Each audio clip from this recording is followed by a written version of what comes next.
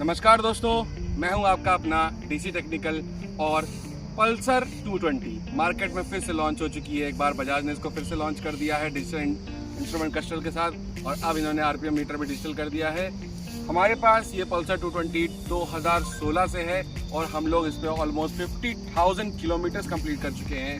तो आज हम ये वीडियो आपके सामने लेके आए हैं ये जज करने के लिए कि नई पल्सर जो लॉन्च हुई है 220 वो आपको लेनी चाहिए कि नहीं लेनी चाहिए। पिछले सालों में हमारा एक्सपीरियंस कैसा रहा, ये 50,000 किलोमीटर हमने ये बाइक कैसे चलाई। तो चलिए शुरू करते हैं।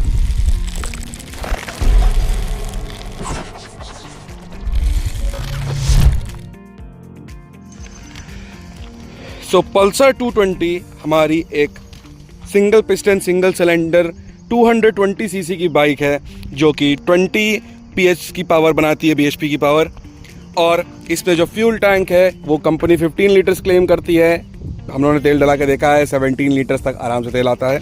कंपनी थोड़ा सा कम ही तेल 90% तक करती है ताकि लोग जो है पूरा ऊपर तक फुल करके तेल बहा ना दें। इसलिए बात मैं करने वाला हूँ अपने एक्सपीरियंस की इस गाड़ी के साथ। मैं प्रोन्स और कॉन्स सब कुछ बताऊँगा। सबसे पहले मैं आपको बताता हूँ मेंटेनेंस के बारे में। ये गाड़ी हम लोगों ने ऑलमोस्ट 50,000 किलोमीटर चला ली है। मैं आपको शो भी करता हूँ। ये अराउंड 49,846 किलोमीटर पे, डैट इज़ ऑलमोस्ट हम लोग की 50,000 किलोमीटर्स है।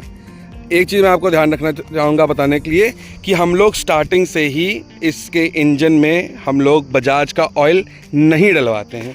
मैंने स्टार्टिंग से ही इसमें हमेशा से मोटल का ऑयल डलवाया है। ये मैंने बाइक अभी जल्दी ही सर्विस करवाई है और आप देख सकते हैं कि इसमें तेल एकदम परफेक्ट है। मोटल का 7100 20W50 1.2 लीटर्स मार्केट में अराउंड 1000 to 1100 मिल जाता है और मैं वही डलवाता हूँ, क्योंकि उसको डलवाने के बाद बाइक में हमेशा 4500 किलोमीटर से लेके 5000 किलोमीटर्स के बीच में सर्विस कराता हूँ। एंड उसके बाद भी जब मैं तेल निकालता हूँ तो बाइक वाले से सर्विस कराने से कभी पूछता हूँ मैं कि भाई ये तेल सही है, तो वो हमेशा यही कहता है भाई अभी 400-500 किलोमीटर और चल सकती थी, क्योंकि वो फुल्ली सिंथेटिक ऑयल है। इसलिए वो विस्कोसिटी अपनी मेंटेन रखता है। बाइक बिल्कुल भी चलने में ऐसा नहीं फील होती कि ग्रीस कर रही है, वाइब्रेशन आ रही है, घिस रहा है इंजन, बिल्कुल नहीं। सब कुछ एकदम परफेक्ट चलता है। मैं आपको कुछ चीज़ें इस बाइक के बारे में बताना चाहूँगा। अभी हाल ही में इस बाइक का एक बहुत बुरा एक्सीडेंट हो गया था। तो आप ये गैप अगर आपको दिखाई पड़ रहा है तो ये बस इसलिए है क्योंकि मैंने इसको सब आफ्टर मार्केट चेंज कराया है। क्योंकि एक जन थी, आप जानती हैं, पापा की परियां, स्कूटी लेके आई, खड़ी गाड़ी में हमारी यहाँ से घुस गई। पूरी गाड़ी का पूरा ये जो ये फ्रंट पोर्शन होता है हम लोग का पूरा टूट के नीचे।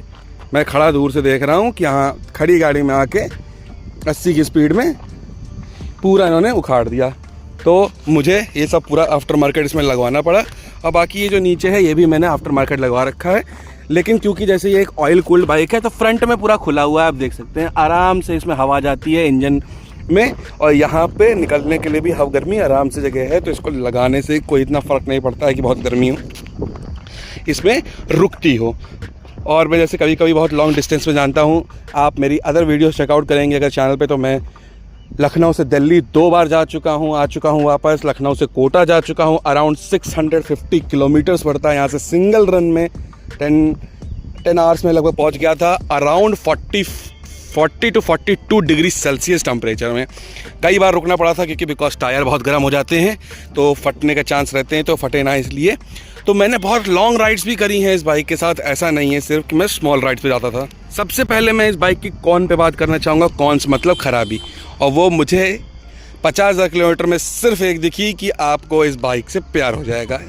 ये बाइक चलाने के बाद मुझे कोई और बाइक समझ में ही नहीं आई। इसका सिटिंग पोस्चर इतना बढ़िया है। 220 सीसी की बाइक, अच्छी खासी हैवी बाइक है। जहाँ आजकल 100 सीसी 125 सीसी ये कोई नॉर्मल नॉर्म बना हुआ है हम लोग के इंडिया में, वहाँ पे 220 सीसी की बाइक। फिर भी इसको अगर मैं चाहूँ तो मैं बहुत ईजिली क्रूज़ करते हुए 33-35 किलोमीटर 5th गियर पे भी आराम से 33 to 35 किलोमीटर की स्पीड पे मैं चला लेता हूँ। कभी मेरा भगाने का मन करता है तो मैं 130 की स्पीड पे भी, नहीं चलाना कभी आप लोग को, लेकिन चल जाती है बहुत ईजिली। एंड सबसे अच्छी बात मैं आपको बताऊँ, जब मैं लॉन्ग राइड्स पे गया था तो मैंने एक चीज़ नोटिस की थी, इसका एवरेज बहुत ही बढ़िया average. Lucknow to new Delhi around 500 kilometres पड़ता है। मैं वाया न्यू जीटी रोड गया था, Agra expressway, GT road use करते हुए बुलंदशहर वाली रोड से गया था दिल्ली। अराउंड 480 किलोमीटर्स पड़ा था फ्रॉम लखनऊ टू नोएडा मुझको। एंड पेट्रोल इसने यूज़ किया था अराउंड 950 रुपीज़ का। सो इसका जो एवरेज आया था वो 38 टू 40 किलोमीटर्स पर लीटर के आसपास का एवरेज था, जबकि मैं constantly bike 75 to 80 kilometre per hour की स्पीड पे चला रहा था। ऐसा भी नहीं था कि मैं 55-60 पे चल रहा था। Delhi to Lucknow around 500 kilometres मैंने जर्नी 2-3 बार बीच में रुकते हुए भी 9.5 आवर्स के अराउंड कंप्लीट कर ली थी। सुबह निकला, दोपहर तक आया एट होम। मेरे पापा मम्मी भी बहुत सरप्राइज थे, इनफैक्ट थोड़ा सा मेरे ऊपर गुस्सा भी हुए थे इस चीज़ को लेके। बट ये सब बातें मैं आपको इसीलिए बता रहा हूँ क्योंकि नंबर्स जो होते हैं, स्पेसिफिकेशन जो होते हैं, ये इंजन इतना, ये चेन स्पॉकेट, ये 5 गियर, सब बता लेते हैं। मैं आपको एक्सपीरियंस शेयर करने आया हूँ ताकि आपको पता चले कि पिछले 8 सालों में, ऑलमोस्ट 8 सालों में इसके साथ मेरा एक्सपीरियंस कैसा रहा। मैं एक ऐसा पर्सन हूँ, मैं जो मटेरियलिस्टिक चीज़ें हैं इनको बहुत जल्दी चेंज कर देता हूँ। जैसे मेरे हाथ में फ़ोन कभी रुकता नहीं अगर मुझे पसंद नहीं आया तो। लेकिन ये बाइक रुकी हुई है सिर्फ इसलिए क्योंकि ये इससे अच्छी मुझे बाइक कोई मार्केट में दिखी नहीं इस रेंज में, जो स्लो भी चल लेती है, फास्ट भी चल लेती है। एवरेज लेना है आपको, आप आराम से चलाइए, एक स्पीड पे चलिए, 70 स्पीड पे चलिए आराम से, आपको तो भी एवरेज देगी। 38 टू 40 का एवरेज, 220 सीसी की बाइक है, तो आप इससे बिल्कुल ये मत सोचिए कि मैं 60-70 का एवरेज निकाल लूँ, बिल्कुल नहीं। 220 सीसी का बाइक है, कुछ तो कमी दिखेगी। कमी क्या, इतना हैवी इंजन। अब बाकी भाई साहब पिकअप इतना परफेक्ट, इतना पुराने इसका डिज़ाइन अगर देखा जाए तो पल्सर ने 2008-9 के आसपास से जब भी 220 लॉन्च की थी, कभी भी इसके डिज़ाइन में कोई बहुत बड़ा चेंज नहीं किया पल्सर ने। थोड़ा कभी इधर क्लस्टर चेंज कर देते हैं, कभी ये चेंज कर देते हैं, कुछ भी बहुत ज़्यादा चेंज नहीं किया है। हल्का फुल्का स्ट्रिप चेंज कर देंगे, फिर भी आपको ये बाइक बिल्कुल अभी आउटडेटेड फील नहीं होगी। डिज़ाइन ना चेंज करने की वजह से एक बहुत अच्छी बात इसकी रह गई है कि इसमें अभी भी पीछे डबल सॉकर आते हैं। आजकल की बाइकों की तरह सिंगल सॉकर नहीं डाल दिए हैं जो जल्दी ही बैठ जाते हैं। अब ज़्यादा हैवी किसी को बैठा लेंगे पीछे तो फिर वो बैठ जाएगी बिल्कुल गाड़ी। आगे भी टेलीस्कोपिक फ्रंट है, स्कोप है, उल्टा जिसको बोलते हैं हम लोग उल्टे टेलीस्कोपिक फॉर्क्स, वो भी आपके आगे 2 हैं आराम से। वो तो 2 ही रहते हैं सब में, बट इसमें 2 हैं। और सबसे अच्छी बात, मैं इसके स्पार्क प्लग हर सर्विस पे चेक कराता हूँ 5000 किलोमीटर्स पे। आप हमेशा ये चीज़ ध्यान रखिए, जब भी आप सर्विस कराएं स्पार्क प्लग ज़रूर चेक कराएं। यदि आपके स्पार्क प्लग ब्लैक निकल रहे हैं, जो हेड है ज़्यादा ब्लैक निकल रहा है, डैट मीन्स आपकी गाड़ी तेल ज़्यादा खा रही है। अगर वो पिंकिश वाइटिश हैं तो आपकी गाड़ी एवरेज अच्छा दे रही है। And I don't know how, may be मैं इतना परफेक्ट मेंटेन रखता हूँ कि मेरा बाइक का वो हमेशा ही वाइट निकलता है। कभी भी आज तक मुझे एवरेज को लेके इस बाइक में प्रॉब्लम नहीं हुई।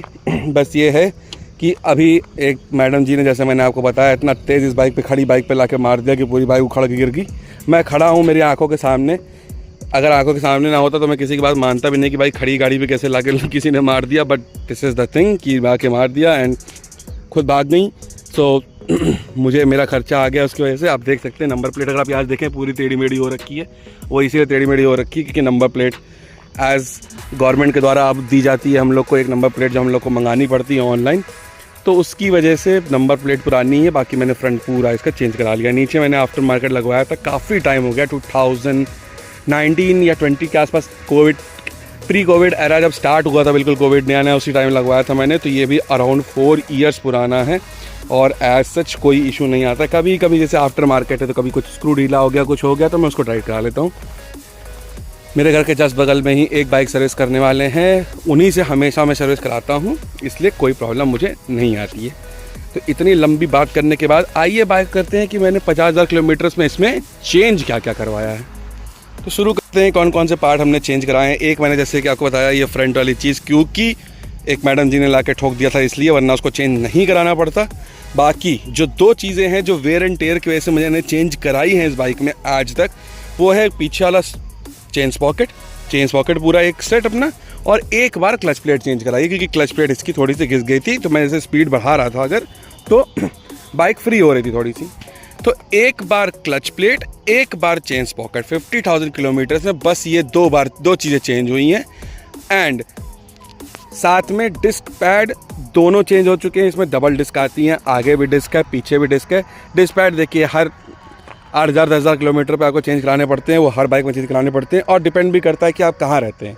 जैसे कि अगर आप पुराने लखनऊ में रहते हैं तो पुराने लखनऊ, जो लखनऊ से वो जानता होगा, बहुत ज़्यादा रश रहता है, बहुत ब्रेकिंग करनी पड़ती है, जल्दी ख़राब होंगे। आप ग्रेटर नोएडा जैसी जगह पर रहते हैं कि आप 10-10 किलोमीटर चल रहे हैं, आपको ब्रेक नहीं मारना पड़ रहा है, तो बिल्कुल नहीं जल्दी ख़राब नहीं होंगे। वो सब डिपेंड करता है कि आपकी ब्रेकिंग कैसी है। आराम से ब्रेक यूज़ करते हैं, अच्छे से ब्रेक यूज़ करते हैं, ज़्यादा चलेंगे। अगर आप ध्यान नहीं देते हैं ब्रेक पे, कम चलेंगे। तो वो तो हर बाइक का सेम है, इसमें ऐसा कुछ भी एक्स्ट्रा ऑर्डिनरी नहीं था कि मेरे ब्रेक जल्दी ख़राब हो रहे हों, मेरे ब्रेक बाद में ख़राब हो रहे हों, कुछ नहीं, सब कुछ परफेक्ट। मैं आपको अब एक सलाह देना चाहूँगा, अगर आपको ये बाइक लेनी है तो बिल्कुल लीजिए। इसको आप 200 सीसी की बाइक से कंपेयर करिए ही नहीं। इसका एवरेज बैठने का तरीका, सीटिंग कंफर्ट जो होता है, आपकी पीठ पे जो प्रेशर पड़ता है, हैंडल जो पकड़ने वाला है, आपके सब कुछ एक नॉर्मल बाइक की तरह फील कराता है। बिल्कुल ऐसी फीलिंग ही नहीं आती कि आप एक बहुत हैवी बाइक पे बैठे हैं, लेकिन सामने जो आपको देख रहा है, जब आप ये बाइक चलाते हैं, उसको देख के ज़रूर फीलिंग आती है कि हाँ बहुत हैवी बाइक पे बैठे हैं। तो अगर आप मेरा वर्डिक्ट लेना चाहें, मैं अगर कोई फाइनल वर्डिक्ट दूँ कि ये बाइक आपको लेनी चाहिए कि नहीं लेनी चाहिए, तो मैं आपको बताऊंगा आप ये बाइक बिल्कुल ख़रीदें। अब जो नई बाइक आ रही है, जैसे मेरी तो ये पुरानी 2016 की मॉडल है, तो इसमें नॉर्मल पुराना वाला मॉडल है। और मैं सही बताऊं, मुझे तो RPM मीटर एनालॉग ही अच्छा लगता है। मैं स्टार्ट करके दिखाता हूं। बाइक अभी गियर में है, फर्स्ट मैं इसको न्यूट्रल में डाल लूँ। और पल्सर्स को, भाई खड़ी बाइक को न्यूट्रल में डालना is a pain, but easily डल गई। ये हर पल्सर के साथ है, अगर आप पल्सर ओनर हैं आप जानते ही होंगे।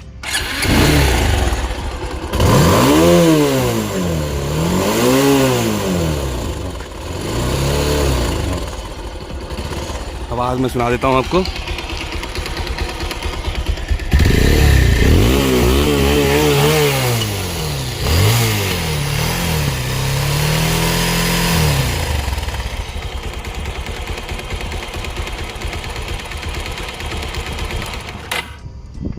सब कुछ एकदम परफेक्ट है, एकदम बढ़िया चल रहा है। बिल्कुल इसके इंजन में ऐसी कोई साउंड नहीं आ रही है कि ये 50,000 किलोमीटर चल चुकी है बाइक। तो मेरा फाइनल वर्ड्स, मेरे फाइनल वर्डिक्ट, अगर आप इस बाइक को लेना चाहते हैं बिल्कुल लीजिए, बिल्कुल संकोच मत करिए। बहुत सुंदर दिखती है बाइक, नई वाली इंस्ट्रूमेंट क्लस्टर में तो अब ब्लूटूथ कनेक्टिविटी भी आ गई है। यहाँ पे USB केबल लगाने के लिए भी आपको मिलता है। आराम से USB केबल लगाइए, अपना फ़ोन चार्ज करिए। आपको टर्न बाई टर्न डायरेक्शन भी मिलते हैं ब्लूटूथ से। अगर आपका फ़ोन कनेक्टेड है आप वो भी कर सकते हैं। तो बिल्कुल लीजिए, बिल्कुल संकोच मत करिए, बहुत बढ़िया बाइक है। यही थे मेरे लास्ट वर्ड्स, इसके साथ मैं चलता हूँ। मेरी पुरानी वीडियोस भी देखिए, उसमें मैंने इस बाइक की फुल डिटेलिंग करी है, चला के दिखाया है, सब कुछ करके दिखाया। पुरानी वीडियोस भी देखिए, आपको बिल्कुल वो एक बहुत अच्छा एक्सपीरियंस और फुल वर्डिक्ट मिलेगा कि ये लेनी चाहिए कि नहीं लेनी चाहिए। तो नमस्कार दोस्तों, मेरा नाम है डिजिटल टेक्निकल। आप सबसे अलविदा लेता हूँ। मेरी पुरानी वीडियोज़ भी देखिए। जय हिंद, जय भारत।